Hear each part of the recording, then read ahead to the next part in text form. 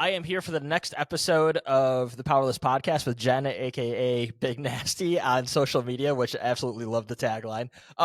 Who is a political activist as well as the member and chair of the Austin chapter of the CPUSA, that's the Communist Party USA, and a member, as we discussed through messages, of the Industrial Workers of the World Union, the IWW, which is really cool. I read up a little bit more about that after you kind of talked to me about that, and it's pretty interesting. Pretty interesting, what I would call in a good way, like a radical union compared to maybe some of the ones like I'm a part of, other people just kind of in our workplaces. So all that stuff is really cool. What I kind of wanted to get to with you today is talking about your, your start into politics, whether that was, just kind of life situations, how it can be for a lot of people, whether it was certain individuals or, literature, all that good stuff that kind of got you to the place where you are with your worldview and your politics. If music or art ever influenced it in any ways. If not, that's cool. We'll still talk a little bit about music. I know you said you're a big classic rock fan. We can get a little bit into that as well. Sure. I think the biggest sort of current issue going on in politics outside of this sort of electoralism that I'm sure both you and I could give our views on to a great extent is, of course, what's been going on in Palestine, the U.S.'s response, and also the ICJ trial. So maybe I'll just ask you, even if you haven't kept up with it, just kind of your opinions on that. Cool. And then a little bit of what maybe people that aren't overly familiar with political parties outside of the sort of Democrat or Republican or maybe even Green Party, those kinds of things that are very steeped in electoralism, what people could expect to maybe get out of joining something like a CPUSA or another organization like that. So I know that's a lot out there. We'll just kind of let the conversation flow. But after, I say this every time, but after all of my rambling there, how are you doing today? And in Texas, it's got to be, you're in Texas, right? So it's got to be relatively warm with this like cold spell going on, right? No, it just got cold. So if you might know, Texas is notoriously, we have a very fragile grid. Can I swear on this? Yes, you totally can. Yes. Good, thank you. We have a very fragile grid, and we have a very shitty governor and legislature that continually puts off doing anything about it. So people might know about a couple of years ago, we had a really bad snowstorm, which is very rare. I'm in Austin. Dallas gets snow, seasonally, not a lot. Texas snow is different than like real snow. Yeah. It's mostly ice and it's gross. But a couple of years ago, we got a really bad snowstorm. And I mean, people died. The electric grid completely failed. People lost electricity for nearly a week in some places. Water mains busted, so people were out of water and electricity, and it was really bad. And our government's done nothing to fix it since then. So every time it gets really cold, everybody's hunkers down and is really scared. So the cold front did come through last night. It's like 25 degrees Fahrenheit right now, which is very cold for Austin. I know I have friends like in Wisconsin and they're like, it's -40. I'm like, I don't even know what that means. Can't comprehend it, right? Yeah. My brain cannot wrap around what that might feel like. Yeah. So I just was reading about our grid right now, and they are thinking it's gonna reach capacity tomorrow morning. So we'll see what happens. Yeah. Not great. But other than that, I hope you're doing all right. Well, like that's a good thing for like northern, like I'm from the northern Illinois area. And, we'll talk, because I work in education. We'll talk about, like, we had a snow day on Friday at my workplace, snow and wind. And we actually had one on Tuesday, too. And people kind of joke about things like you got a friend that's a teacher in Kentucky and like there's a little snow and then they shut down, and we're here, that doesn't happen even when maybe it should. But it's like all the infrastructure is a really big thing for people to remember, whether it's salt on the roads or plowing or a grid that actually works. Like there's a whole thing in Texas specifically with like the privatization of things and just not building the infrastructure up to handle inclement weather that you like. Somebody like me, like I said, is like, oh, Texas, like it is but like 25 degrees there is like, I think like the wind chill here is -30 right now, but but like 25 there, as far as the infrastructure goes, is way more insurmountable than here when we get this weather like routinely. We've Exactly. had it my entire life. So yeah, And these that's are the, what they call your like once in 50 year storms that we're getting every every. winter now. So Mhm. yeah, and of course our government doesn't care about climate change, so they are not doing anything to prepare us as this happens year after year after year, and people die from it. Yeah. When the electricity goes out, people that rely on things that have to plug in to Yeah. work, for breathing machines and stuff like that, and people die. It's elderly people, it's poor people, um, and our government doesn't care about the elderly or the poor or anybody really. Yeah. Unfortunately, I think Texas is like a pretty easy marker for that, even in the context of electoral politics in the United States. You can point to things here in the Chicago area that's very much the same, despite it being a quote unquote progressive city, right? Yeah, like I'm with Austin to a certain extent. We could talk about all those things in just a bit here too. Before we get into any more like kind of current things going on, and I hope you stay warm and everybody around you stays safe during this time. Thanks. Kind of speak to me a little bit about your history and background. Obviously, you're like I said, an activist, a part of the CPUSA and the International or Industrial Workers of the World Union. Um, that obviously isn't something that started fresh, fresh very, very in the recent years for you. Maybe it has, but kind of speak to where that kind of started for you to have any sort of political understanding, and what kind of brought you to the radicalization of being a part of like a communist party and all those kinds Yeah, of things. yeah, for Might be a sure. big So question, but yeah. it is, but I don't mind. So I'm from Texas. I was born and raised in Waco, Texas. Yes, that Waco, Texas. Yeah, right. Famous for all the wrong reasons. And I moved to Austin when I was 20. So the idea was to get the hell out of Waco, and escape to like the liberal bastion of Austin, Texas. So my mom is like a Bernie Sanders liberal. My dad's a cop. We don't really talk. So his politics don't really matter. Right, right. But my mom voted for Bill Clinton and Al Gore, and it was like that kind of it's kind of what I was brought up into, like a Democratic supporting family. And so I moved to Austin, and in my 20s was defined by like uh protesting against the Iraq War. Texas was pushing really hard, and it did pass. They passed a constitutional ban on gay marriage. So I was involved in trying to fight against that, um, and in politically active in those types of ways, the ways that are accepted in like liberal society, right? And Right. I thought that was where it started and ended. I was really into the also in like the early aughts was this big pushback against like Walmart. Walmart was buying up all these small stores and all these small towns, and so like the push there was, in corporatism, and like nobody ever introduced me to Marx in those spaces, which is Right. wild to me. Like looking back, I was going to these rallies, going to these educational events that were, you think like adbusters type activism, like very much Right. against like corporate America, which is good. It's a good first step, but it took me so long to take that next step and like read a copy of the Communist Manifesto. And that's a failure on our part as communists, as the left, is not infiltrating those spaces and helping educate people and bring them into the fold. So it did take me a while, not until my 30s, did I really start, and that's thanks to Bernie, who I think we're all very mad at now and have left him in the dust. But even just his use of the word socialism really started to bring that into the mainstream, and we do have to. I do think we should give him credit for that, because I think a lot of people, especially white liberals, were really kind of turned on by that and started educating ourselves. I know people that are in like the Black community, the immigrant community, have been here, you know, Right. longer than a lot of people that were just raised into this white liberalism. And so, we're finally catching up to where they are. And so, yeah, maybe in like 2018, 2019, like, it wasn't that long that I really like started to get radicalized. And I think along with a lot of people, COVID and the way that it was mishandled really just like pushed us all the way over.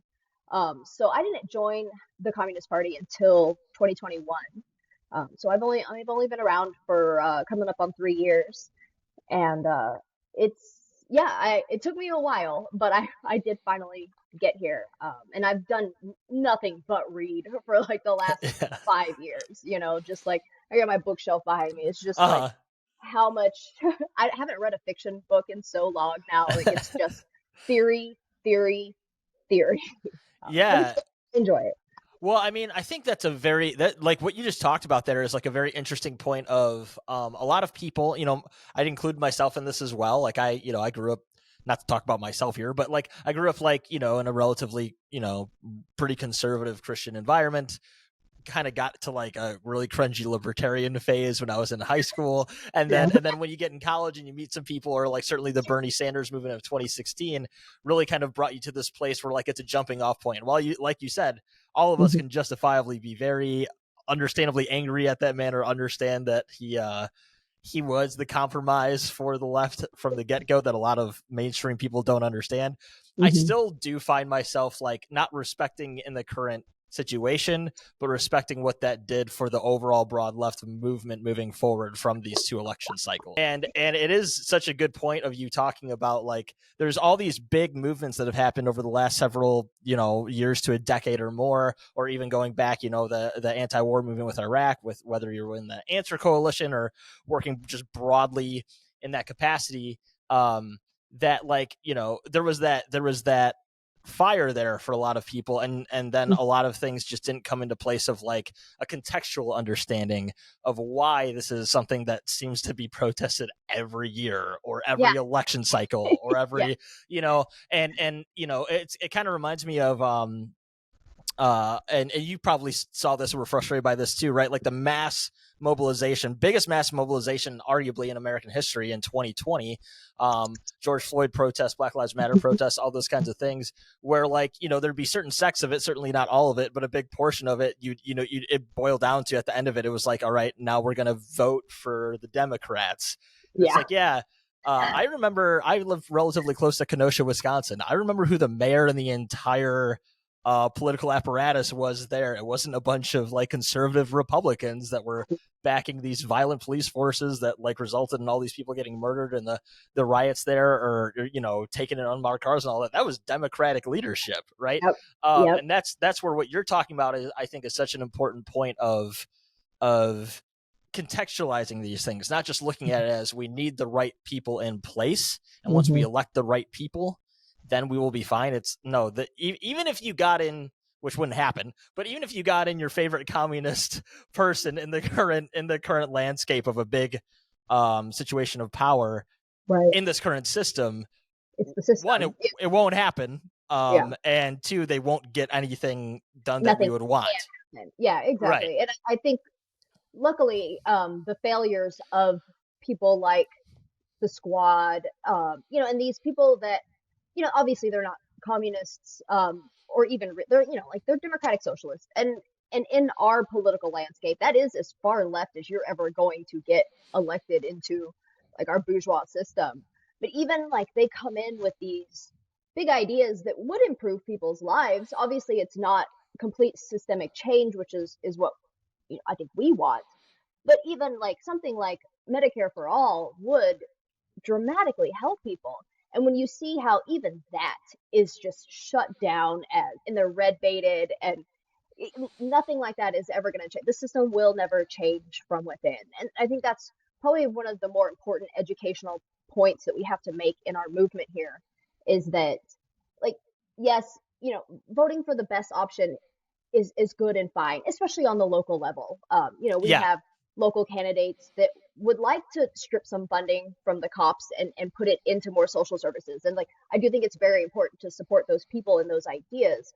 But at the same time, we have to be educating people that the system can only take us so far towards liberation. We will never be liberated through our bourgeois democracy. And once people start to realize that and understand that a better world is possible, we will get the power and the numbers that we need to actually change things. Yeah, absolutely. And I think that goes to kind of the difference between, I think, going the route that someone like yourself or many other people that I know have of getting into, these worker class organizations, parties, unions, and going that way as opposed to, and like you said, local elections, I think, are a different beast. I think that's something that I think in general people should focus on that more, even if it comes to electoralism, like, but nobody seems to. Um, Yeah, but the idea that the next time around we're going to get what we want with just yeah, if we just get the right people in, especially oh, at a federal level, as yeah, opposed to the understanding of, I don't know, like, I think about like the things that even a progressive, broad left progressive movement generally, whether it was more liberal or left of liberal or communist or whatever, that hmm, were pushing for these very common sense ideas that we're not even talking about like a dictatorship of the proletariat kind of situation. We're literally talking about regulation yeah, or raising the minimum wage or all these kinds of things. And then there's been instances of like a super majority in Congress for Democrats during mm, a Democratic presidency, or Obama's years, yep, or a majority in Congress under the first Biden, or the hmm, first year of the Biden term, and all these kinds of things, and it doesn't get done. And it's like, it's just I think hopefully this past election finally, after like the anti Trump rhetoric that pushed so hard in 2020 and all of that, and all these organizations getting behind it, that we still basically have so many things that progressive people care about, or left people care about, that didn't get done, and a lot of things that Trump did that stayed in place. And it's like, hmm, if you look at that and you still think voting, especially in a presidential election, is the way to go about change, like, yeah. I think you got to reassess a little bit and maybe like educate yourself on history a little bit. You know what I Hmm. mean? Yeah, and I think that we can thank Obama and Biden for pointing these things out to us, right? Yes. For Obama explicitly running to protect Roe, and then with a super majority, um, was like, nah, we can blame the right. This has been their project since 1973 to overturn this. Obviously, they are at fault, but when you look at all of the times throughout those last 50 years that the Democrats have had an opportunity to even try, to even try, Yeah. and they failed to. And so the blame also lies at their feet, and it's hard to reach people a lot of times. But when we're able to point these things out and be like, okay, but why didn't they do this? Like, do a little bit of just like a thought experiment into it. Hmm. And when you see that, like, you get these fundraising emails constantly, like, we have to protect Roe, send Nancy Pelosi another $50. And people, I think, are really starting to wake up to see that, like, the Democrats and the Republicans work for the same moneyed interests, and that they use these little conflicts they have with each other to feed this culture war when they both really govern the exact same way. They're still funding the police, they're still cutting education, they're not going to legalize cannabis, they're not going to end wars, they're going to continue to increase the military budget, they're both building walls at the Texas border.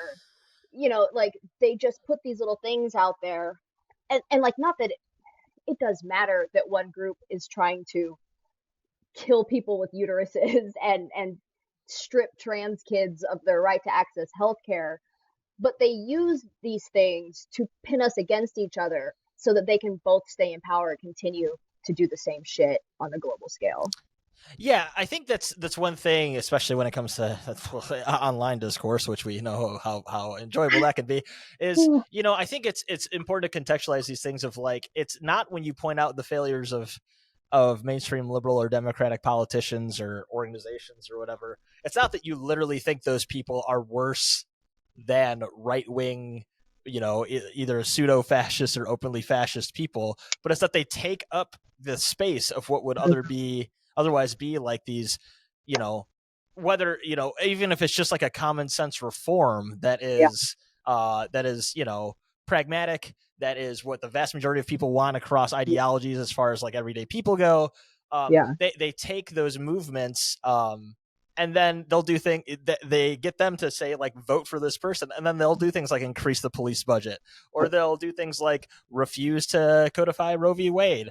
Yep. It's so interesting to still get the texts, like you said, Yes. from the Democratic Party about Roe v. Wade, when it's like, who was president when that happened? Who was Yeah. president the last time we had the opportunity to do that? And Do what was their something about it. response? It's like, how, I mean, I know it's still, and I get why it's still like a wedge issue that like is, I mean, it's really important. I'm not saying it's not, but like that, Right. that is still like getting numbers up for Democrats for votes, but it's like, how long is that going to last when you don't do anything about it, right? It's the same deal Yep. that you can look at economically with like the Rust Belt area, where it's like eventually these people are going to stop voting for you for their economic interests when they realize that you're not doing anything for their economic interests. And that doesn't mean the other party's doing anything, but then there's no space for real change within the system. And then it's like, well, but that's where an organization like that you're part of, or some of the things that you're talking about that radicalize you, where you take an understanding where it's like, oh, it's because we don't live in a democracy. That's why, right? Yeah. Well, like you just said, that you think that that liberals aren't as bad as like the right, and in some ways, like the obvious ways, I think yes, that's true. But you think about like what Malcolm X said about the Yes. white liberal, right, and how the conservative is the wolf, right? You know who they are, you know they're out to Right. get you. But the liberal is the fox, and they act like they're your friend, and they're sly about it, and they're like, we want to help you, but then they do the exact same thing. So in some ways, they are more dangerous because Right. you get well-meaning people to give them money and their vote when they just turn around and do the same exact thing that the far right does. Well, and to go, this was one of the topics I was going to talk about, but we'll go to it because this is a perfect example of that. I think that a big example of that is foreign policy, right? Mm-hmm. We talked about, you mentioned, increasing the military budget. I want to say it's 830 some million or billion Yeah. a year. Yeah. But that's the official number, along with like covert operations and stuff. We can speculate it's $1 trillion a year at this point. And that's something backed by Democrats, backed by Republicans. There's always, of course, like you said, the few furthest left Democratic Socialist, Social Democrat members of the Democratic Party that might be against it. Some of them still end up voting for it because other things get tacked on and they are part of the system and all those kinds of things as well. Symbolic no vote. They're allowed to vote no because it doesn't matter. Yeah, it doesn't matter at the end of the day. That goes into, I guess, one of the biggest things that has, I think, shown young people most recently, and obviously marginalized groups, Black and brown people, certainly the Muslim population in this country, how not different those two political structures are with the struggle in Palestine. I usually have the numbers pulled up when I'm doing these, and I forgot to pull it up, but I believe, at least according to Euromed Monitor, it's at over 31,000 people. That's included with people they speculate that are in the rubble. Missing people. Yeah, it's over 30K. It's like 23,000 confirmed dead, Yeah. I think. But then, there's like another 10,000 missing, which at this point, they're obviously dead. Yeah. Dead. And over 12,000 of that are children. And we're just seeing like, people from various liberal political advocacy groups, or God forbid, like influencers that are paid by them that really push things on the internet that are insufferable. But also Democrats and official correspondents and things like that have talked about this endlessly in a way that is like so depraved that it's like broken my brain. You know what I mean? Like I've always used to them kind of mealy-mouthing, saying things that are most people might agree with and then not doing them, or saying something that you're like, oh, that's fucked up, and then just kind of moving on. But this has been such a continuous indictment on both that group and obviously Republicans and conservatives on just, what I would think is the most obvious layup of having the correct position in my lifetime. It really is so obvious.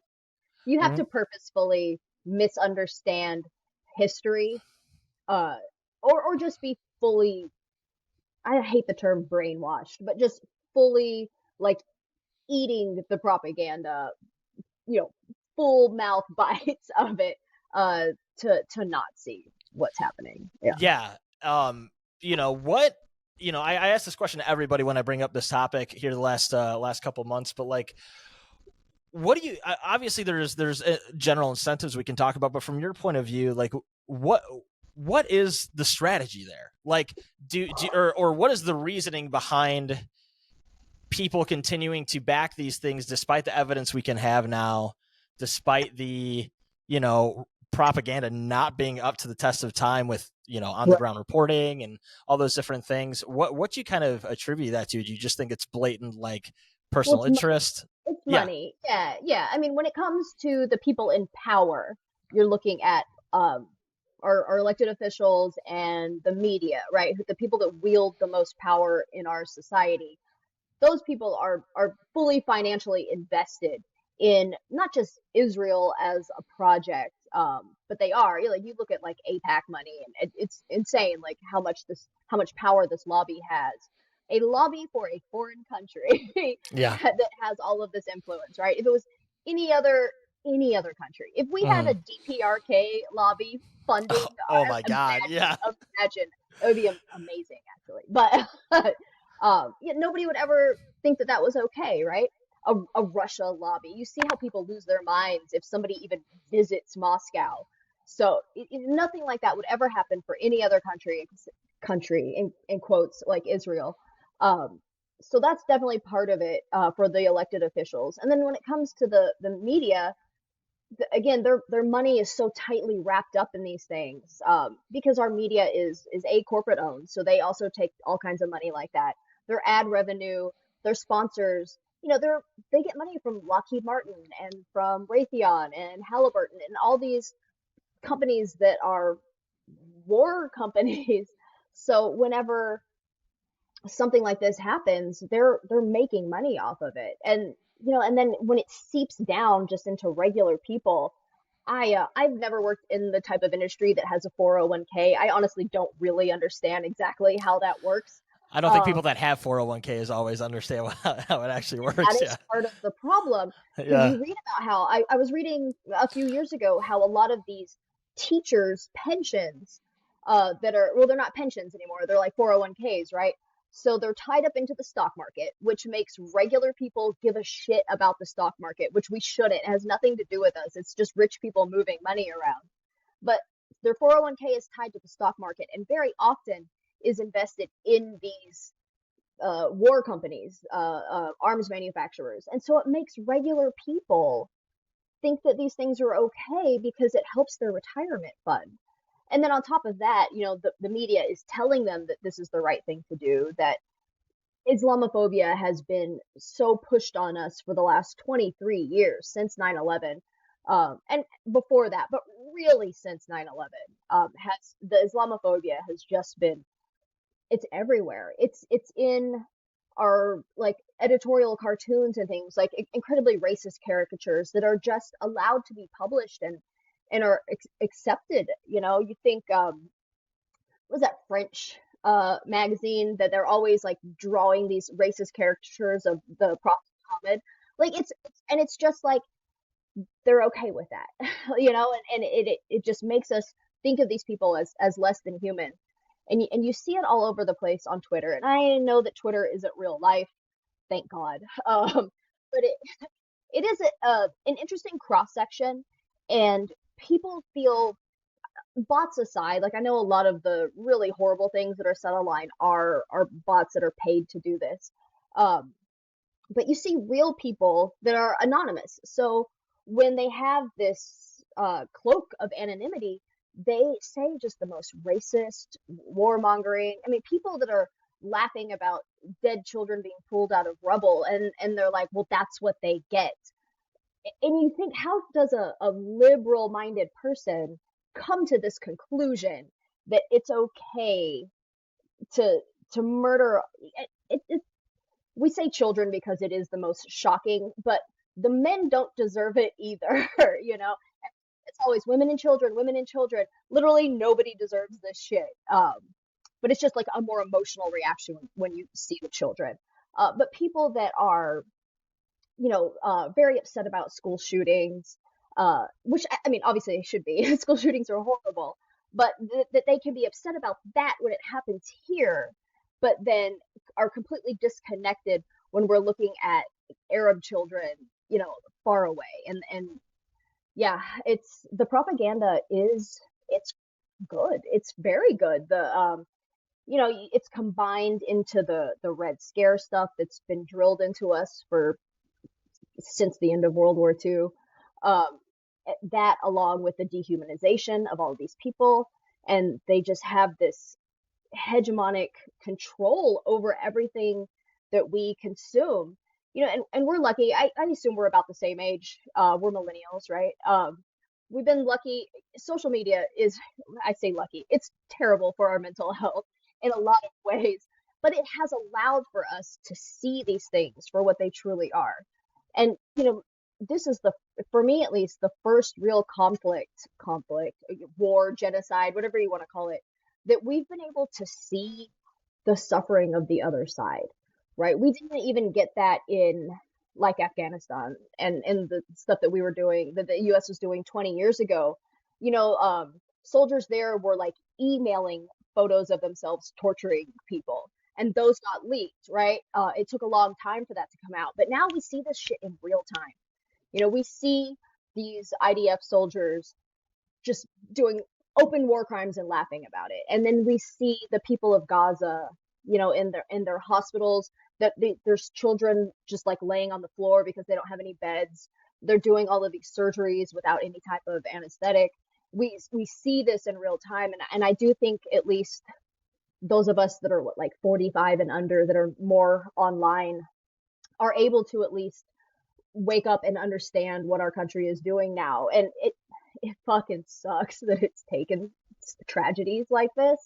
But I do think that there is a huge sea change happening because we're able to understand what our country actually is. And I do think hopefully before it's not too late, because we are running out of time when it comes to, you know, just global war and conflict on top of like climate change. Like the clock is really, really ticking on on the globe, specifically on the West and the way that we're able to control everything.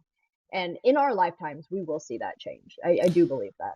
I believe that as well, and I think you know, kind of like you said, for all the problems we can have with like the social media age, Hmm. the big you know proponent of it, or the big positive of it, is like what you said, that real time exposure to things.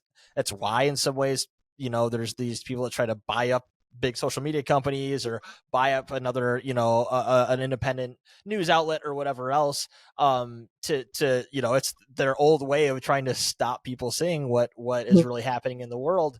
But it's not effective because people can still see it regardless in some ways of who's kind of in the upper class of things controlling whatever else. But I mean, like, to your point on this, I think this is the first real full scale genocide conflict, like you said, hard to put the correct word there, I guess, genocidal war, Yeah. that we really can just, like, somebody can pop open their phone, go on various social media outlets, and see, you know, what is contradictory to a CNN or MSNBC or Fox News, Hmm.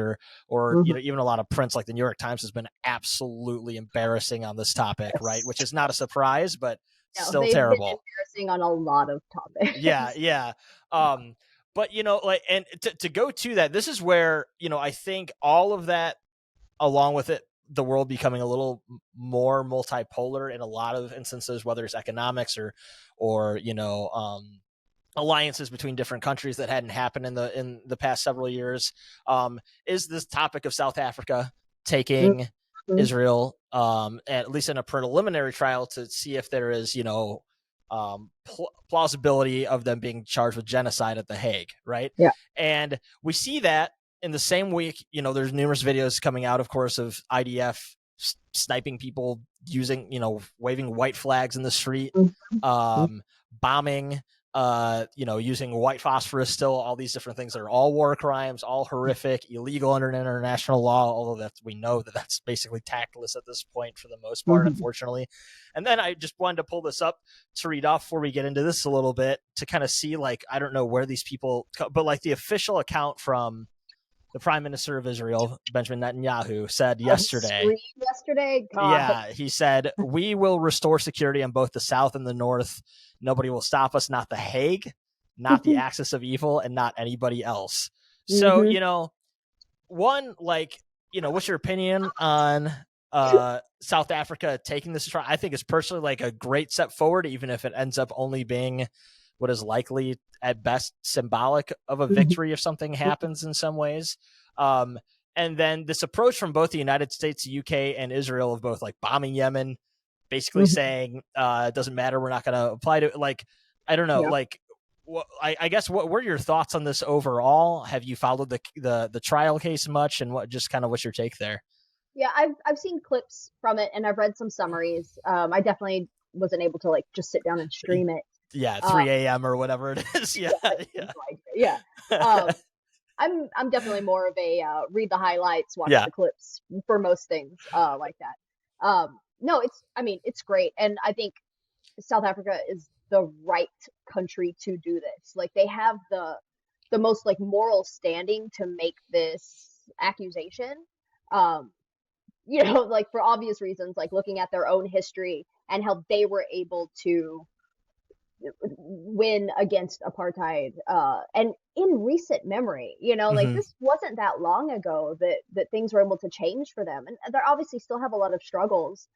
But their government is more it's mixed, right? They have actually like Africans in charge instead of the British and Dutch or like running Yeah. everything Mm-hmm. there. As you see this happening all across Africa too, like a lot of people are finally able to like kick out the colonizers. The French are getting kicked out. It's great to see these movements growing and these people being able to stand up against their colonial oppressors. So yeah, it's amazing and great that South Africa has taken this step. I think that regardless of the outcome of it, I don't know if it'll actually really change anything. I don't know if it's actually going to save lives. I think that in a lot of ways, the international community is fairly toothless. They don't have Yeah. a whole lot of power to change things. You look at like these UN votes where Right. the entire world says, this is bad. Let's stop this. Stuff like the blockade of Cuba. The entire world is like, let's not do this, and then the U.S. is like, we're gonna keep doing it, and Right. like, Right. and that's it. Nothing changes. The entire world says, food should probably be a human right, and the U.S. and Israel are like, I don't think so. Yeah. Like, Mm-hmm. and that's it. That's all it takes. 190 countries, and then two are like, sorry. So I am hopeful that what's happening at The Hague right now is able to change things, or at least is able to get more people to wake up and see it. But then learning that the the the South African presentation was not aired on any of the major news networks, and Friday's uh, Israeli defense was aired. Yes. I don't know how much more obvious you could be that the media is so biased towards Western imperialism. It's literally just spelled out for you right there. I Mm-hmm. haven't seen them make any excuses or reasoning for doing that. They just, they cater to, I hate to make it like a generational thing, but they cater to boomers, to the people that watch this stuff. I don't know anybody my age that watches I was CNN. just say I know at least for I guess CNN and MSNBC are maybe a little bit lower, but I want to say like the Fox News viewership is like the average age is like 70 years old. You can't imagine MSNBC and CNN are like at best would be 15 years younger on that Yeah, average, right? yeah. Yeah. So Wow. it's not catered to our generation or Gen Xers even, Yeah, right? Like yeah. it's definitely to the boomer generation and people older than that will eat this stuff up the same way they by and large the generalization. Of course there's activists and people that think for themselves and all those kinds of things, but Right. that they by and large still consume media the conventional way, right? So Mm-hmm. that's who Yeah. it's for. Yeah. Yep, the New York Times, same thing. Mm-hmm. I don't know anybody that has a subscription to that. Yeah, Even I to don't. our local newspaper. Our local newspaper is a Cox paper, as most of them are at this Mm-hmm. point. And that's also, I mean, that's the big problem with our local news stations are all owned. What is the name of that family that owns all the local news stations? Sinclair, right? Is Yeah, that what it is? Yeah, Sinclair, yeah. yeah. So most of our local news stations are owned by one corporation, and then most of our newspapers are owned by another corporation. And that's how are you ever expected to get unbiased, just real news that way? And and that's where the social media stuff has to come in.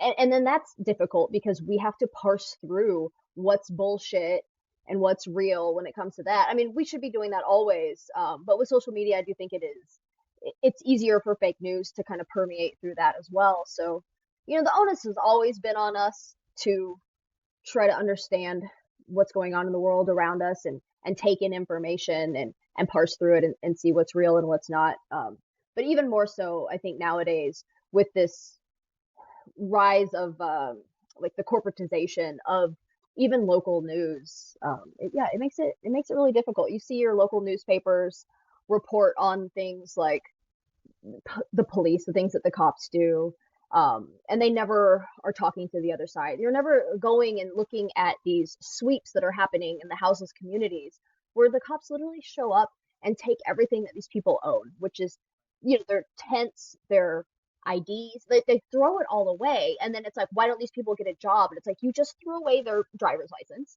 so they can't even prove who they are, and they just put all these roadblocks in their way. But our news isn't reporting on that. Yeah.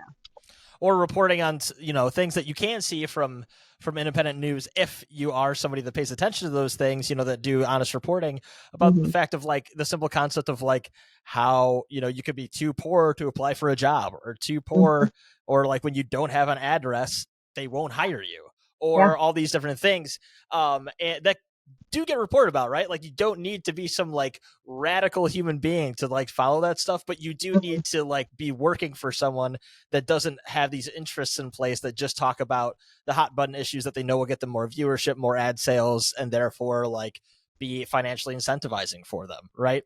And that's where, whether it's a political party or media, this is my great segue here, where Good. organizations like the ones that you're a part of, CPUSA, as well as the Industrial Workers of the World Union, on across like a broad spectrum of topics that I know, like especially I know more about the CPUSA, that you all cover, in regards to advocacy, in regards to education, organizing. I'm sure for I can't speak to your specific chapter in Austin, but I'm sure there's things like advocating for the houseless community, or when Hmm. there's been protests for Palestinians, and across a whole spectrum of different things here. So I guess speak to, in that vein, a little bit, what people can maybe that are maybe they're disillusioned from the electoral process, right? Do have very good standard views. A lot of working class people do, that are on the money most of the time. I think so. And Yeah. what what could people get out of joining, or at least looking into, a party like yours that is Hmm. for the most part, by and large, outside of the electoral process? Yeah. um what's the vision there, and what's kind of the draw for people there? Yeah. I would say 100% join an organization. It doesn't have to be CPUSA. It doesn't have to be the Wobblies.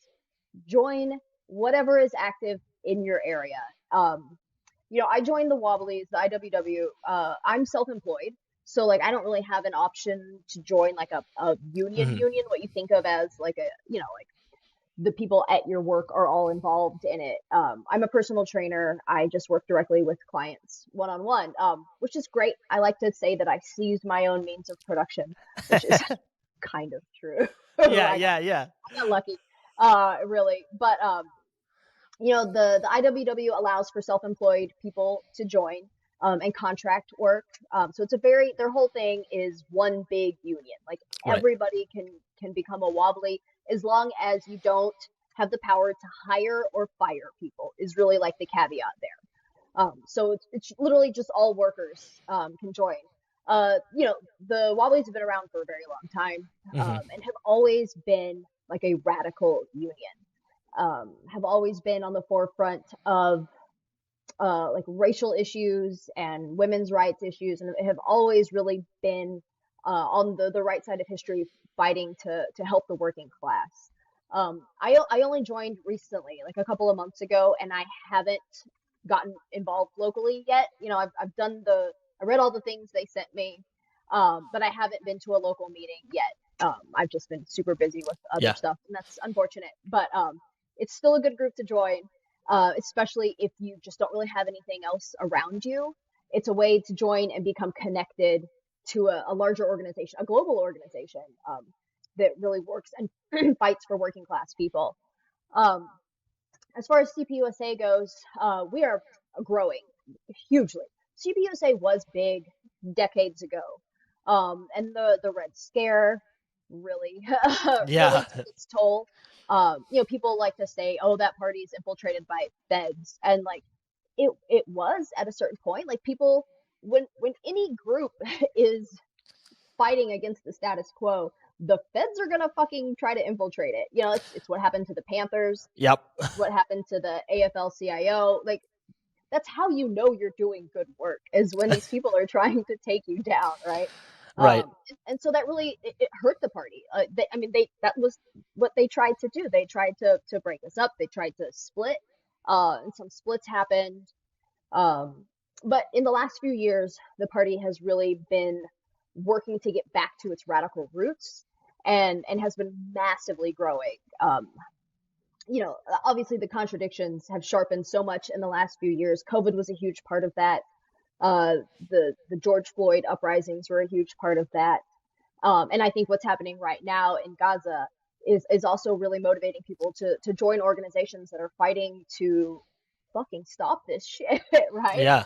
Um, so, our local chapter was pretty much non-existent when I joined. There was one person. There was one person doing the work. And so he and I really worked hard to really try to build it back up. And we're finally at a point where we're doing really good work in the community. We do a lot of mutual aid stuff. Austin has a large houseless community. Yeah. There's a lot of reasons for that. But you look at places that have the larger houseless communities are usually like a nicer climate.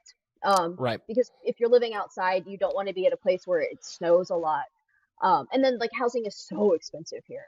Hmm. Um, it's one of those cities that had that big tech boom, and like the rents and the mortgages are like out of control. And Hmm. I recently saw a statistic that said like at any given time in the last few years, Austin has about 5,000 houses on the market like for sale, and it's got 50,000 Airbnbs. Like that's where Isn't all the that just insane how often you hear about that? Like I've heard about that. I saw a study, not to derail this, but housing. I think it was Puerto Rico where it Ooh. was like over half of like certain given like um quote unquote open homes were owned by people that were running Airbnbs that weren't even like Puerto Ricans. You know what I mean? Like, Mhm. and that happens all over the place. Like I've heard of people trying to move somewhere and everything's so stifled because so many Airbnbs are bought in a given city of just apartments and homes. That's Mhm. crazy. But like you said, 50K Airbnbs to like That's 5,000 open homes. to 5,000 available homes. Yeah, and some cities tried to regulate that more. I know it was a really bad problem in New Orleans, uh, because New Orleans really can't grow much more. Like it's kind of like in that little area. So like when the housing is gone, you can't you can't move around Can't there. Yeah, you can't space out. Yeah, you can't just They've been grow. Yeah. yeah yeah. So they've been trying to regulate it. Austin's been trying to regulate it, but it's not enforced. So we're trying to do some mutual aid stuff for the houseless community and just getting to know these people, and finding out what they need. Well, they need houses, but what they need that we can provide for them. Right. Um, and let's see, what else are we doing? It's an election year, which sucks in so many Yeah. ways. I hate Mhm. election years. But in Texas, our legislature only meets on odd numbered years. So they have the whole even number years open for election, and then the ledge only meets during the odd numbered years. So, they spent all year last year thinking of creative ways to fuck us over. And so we spend time trying to fight against those things, and then the things that pass get implemented that January 1 of this year. And so we try to figure out ways to weasel around those things, and how to stop the most evil people that are running for office. Let's see, what else are we doing? We have CPUSA has our big convention coming up this year. This will be my first convention, and so no organization is perfect. I like to tell people that when people are like criticize the CPUSA, criticize the PSL. I don't we don't have a local FRSO chapter here. But people bash on these organizations online, people that do nothing, first of all, bash on these organizations all the time. DSA is very active here. Um, no organization is going to be fucking perfect. Like, I'm sorry. If the organizations were perfect, we would be living in communism right now. Right. Like, Yeah. obviously, there are issues that we need to work through. So, join whatever organization is active in your community and work to make it better. Hmm. Um, so, we have all of our conventions coming up this year. We have our local one, so where all of us are going to get together and decide what things we want to change about the party program, what things we would like to bring to the forefront. And so we'll decide those things, and then we'll go to a Texas convention in March where we'll get together with Houston, Dallas, San Antonio, Beaumont, all the other groups, Hmm. right? And then decide what things we all collectively want to bring to Chicago in June. And then we'll all fight it out, and it's always going to come out better from that, right? Right. So yeah, so people that continually criticize every leftist organization aren't helping. No. Aren't helping. Um, if you're not doing any of the work yourself, what are you fucking doing? And if there's Yeah. not a group in your area that you like, or just start your own, man. Like, start your own chapter and Well, do that's the what I thing. was gonna say to your point of what you just talked about with your experience as with your Austin chapter, where it was literally you joined and there's one person, right? Mm-hmm. That's a reminder for someone like myself that like I live, in the middle of nowhere in Illinois. Like, Yeah. it's like when I wanted to go to a protest for Palestinians, I had to drive an hour and 40 minutes, right? Like it was, like with traffic, but like, you know what I mean? Like, Still, yeah. um, but but it's a good reminder of like, even if you're in those spaces, even if there's even something you can't necessarily do at a community of 5,000 people that maybe someone wouldn't join or whatever, there's still ways for you to be within an organization or how assist an organization or be organized where, like you said, not, and not that everybody needs to be this militant, like a militant communist about everything Mm-hmm. necessarily to make change. But like when you've got these people online that it's like, they'll say, I've heard it so many times, FRSO is filled with feds, Mm-hmm. PSL is full of feds, CPUSA is full of feds. It's like, okay, but like you're sitting on your couch and you're watching like a YouTuber. Like I don't really understand like what the what the point is of what you're talking about. Like, Mm-hmm. yeah, you're like the intellectual internet communist that like spends their day doing that. You know what I mean? Like it's Mm-hmm. just I guess, and I don't mean to be shitting on people. I just mean more like this conversation has been a great point of like, even if you feel like you're singular in your community, you can start something and you might be surprised at That's what mm-hmm. other people you could find, especially through the veins we have now at our disposal to find Yeah. people that you can connect with. Right. That's a And I really good think point. I think mutual aid is one of the easiest ways to do that. There are Mm-hmm. needy people in every community. Yeah. And you can look at throughout history. Like, it was one of the biggest things that the Panthers did, the Black Panthers, right? Right. They started this breakfast program. And that's how they got people to understand their cause and join in the movement. And like, not everybody, like you said, not everybody has to be a militant communist. It's never been the case. The thing Right. is we need to have militant, educated communist parties, and then people that are not going to stand in our way. Like, Yeah. Right. it's Uh-huh. really what you need. You need the sympathies of the rest of the working class, right? Mm-hmm. You need people to understand what you're fighting for and support you, but they don't have to read all these goddamn books, right? Like, Right. you're not going to have to shove theory down anybody's throat. You just need to get your coworkers to understand that your boss is stealing from you, like, Mm-hmm. to understand that you're being screwed over, and that maybe you guys can start a union and do better for yourselves, right? And that's like such a good first step to get people to wake up and understand that our system isn't sustainable, and that it's actively harming us, Yeah. just talk to people. Yeah. Yeah. What an idea, right? What an idea in 2024 to communicate with people in your community, right? Like, so Shocking, I know. so radical of you. Yeah.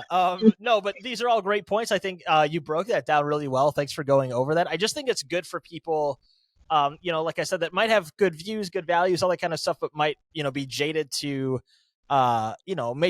major political parties, or even in some instances, some major, quote unquote activist groups, Mhm. that you can be disillusioned from. That like joining something isn't about like a vote, right? Like joining something is about interacting with your community, bettering your community, and standing as a block against things that are out of our control, for lack of a Mhm. better word, right?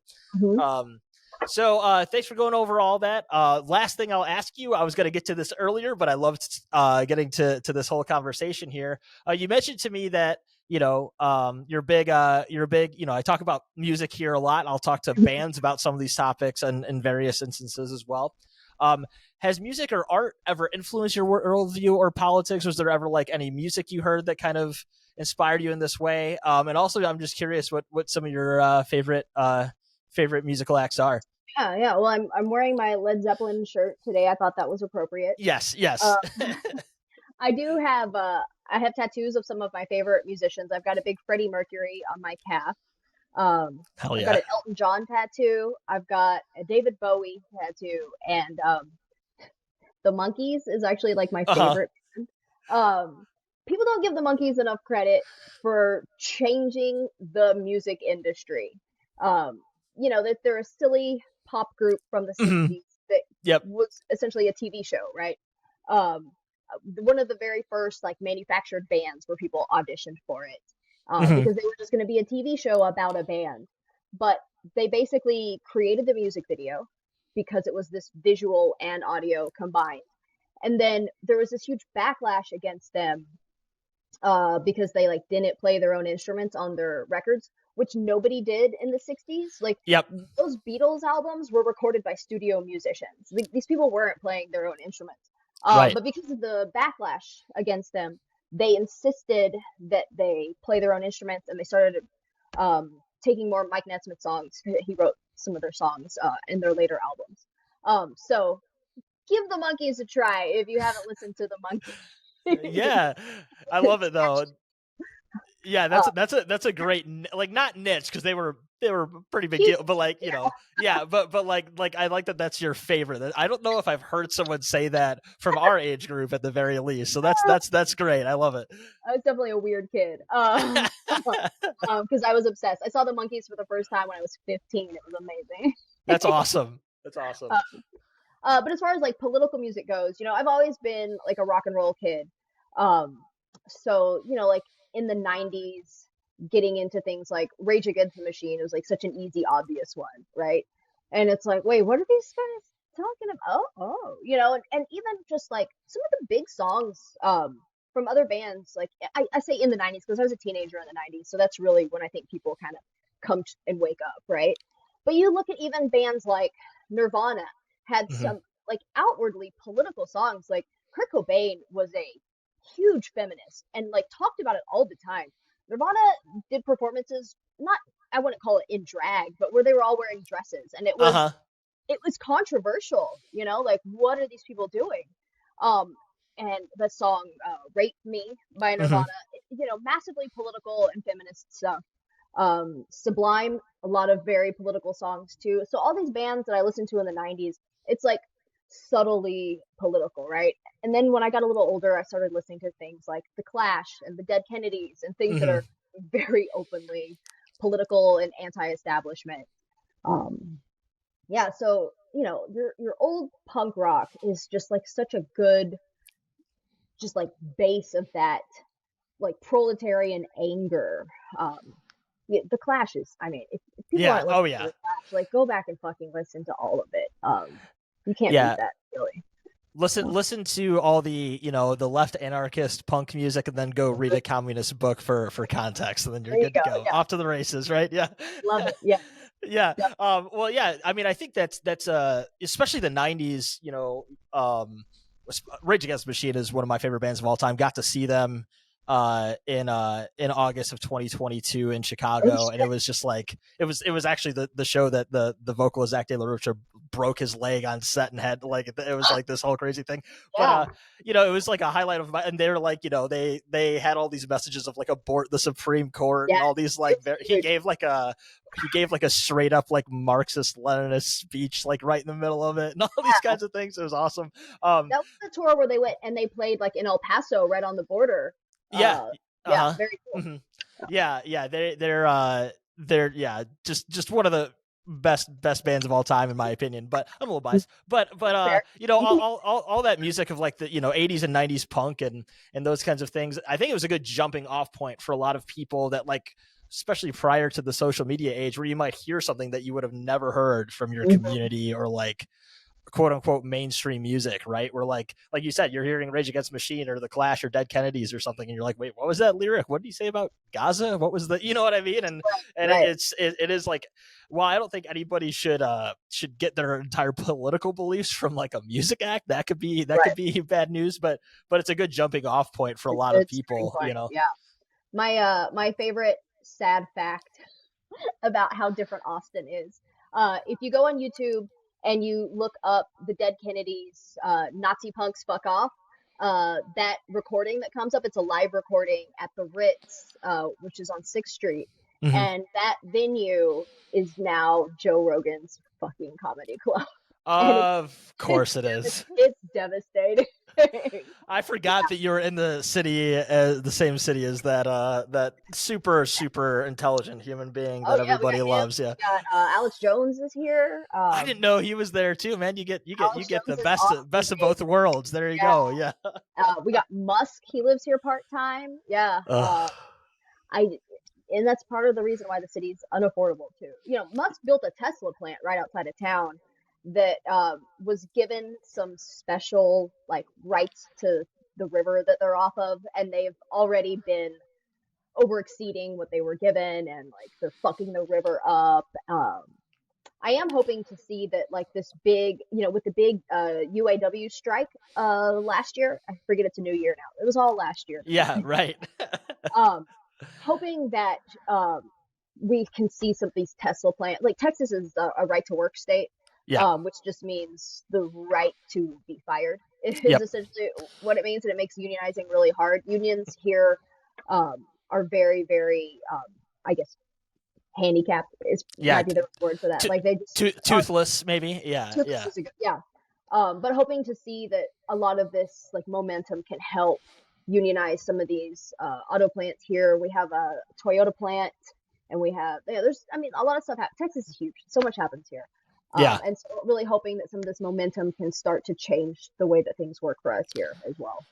Yeah, I think it's more than possible, and I think people's opinions and all those different you know, movements across the country in various capacities has really opened people's eyes. You know, no matter where you're at and what the legislation is in your state, which is, you know, as much as you know, us left wing communist socialist people can when you talk to us, it can really seem like we're just like bringing down the room with how we talk about how things are, but it's not the case. It's really about just like changing the thought of how you go about things that can be possible for a positive Yes. change through unionization, organizing, all those good things.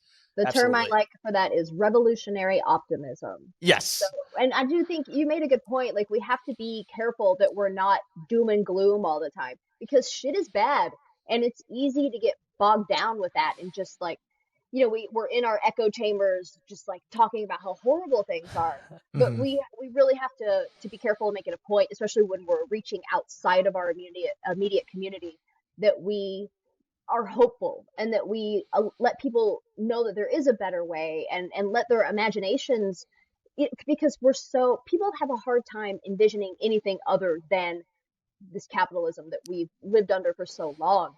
It really is. You see this all the time with people that just like can't flip that switch to be like, well, this why would that be different? Why what do you mean we could all own this company together? That doesn't make any sense, you know, and really Hmm. trying to get people to understand that just because things have been this way for our whole lives doesn't mean that it's always been that way. Capitalism has not always been a thing. Right.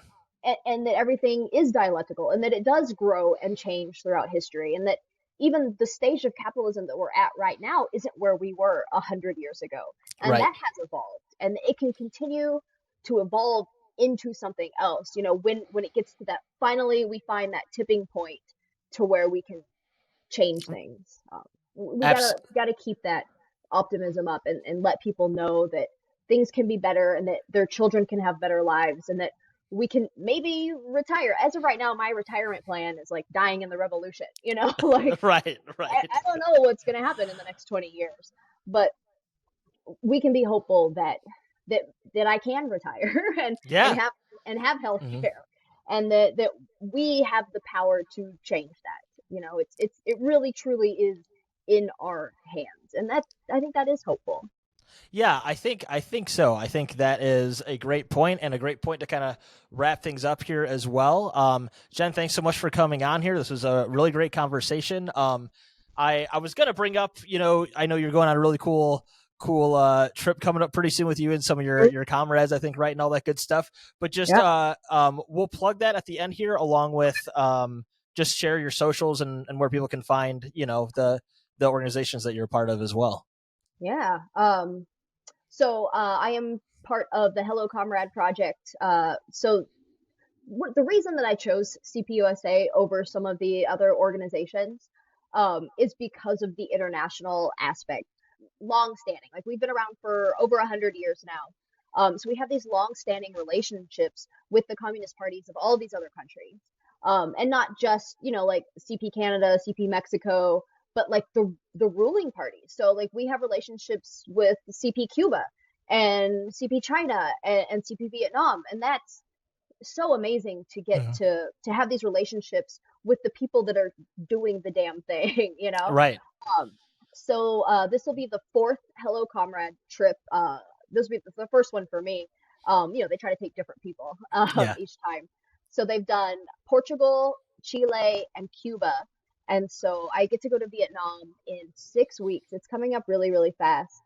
So we're gonna go there. We're going to Hanoi, and we get to meet with party leaders, which, again, in Vietnam are also their political leaders because Mhm. it's the ruling party.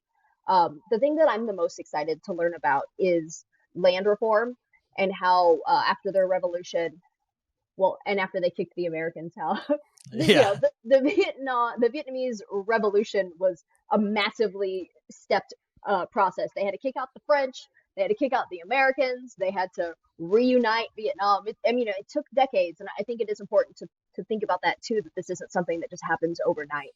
Right. Um, but the bourgeoisie is always going to try to come back and take that power back, because they want it and they Uh have huh. money and resources.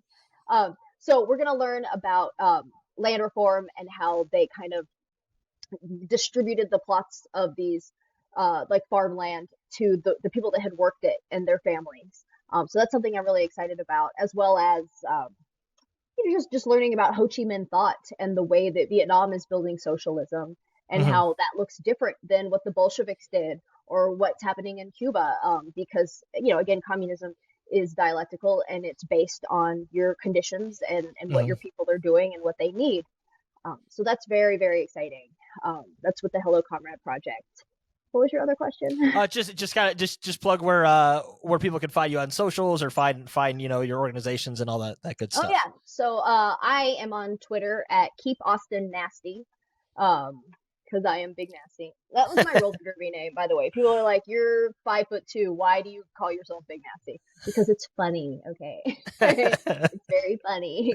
Um, and it's funny when you travel to play a game somewhere. People look at the roster and they're like, "Oh my God, what the fuck? Who is Big Nasty?" And I'm like, "Hi." Yeah. um, I think it sounds intimidating, so Yeah, I it sure does. Yeah. kept it for all my socials. I'm on Blue Sky, and that's just at Big Nasty because I got in early enough to just get the real name there. And then you can find CPUSA on Twitter. It's atx.cpusa.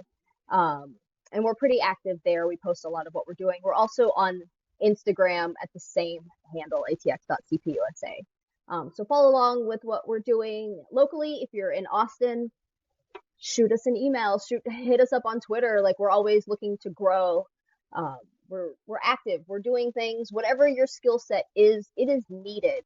Um, Mm-hmm. not everybody has to be a fighter in the revolution. We need academics. We need educators. We need farmers. We need all of the things. That's what's going to take to rebuild society in the way that we want to see it in an equitable way.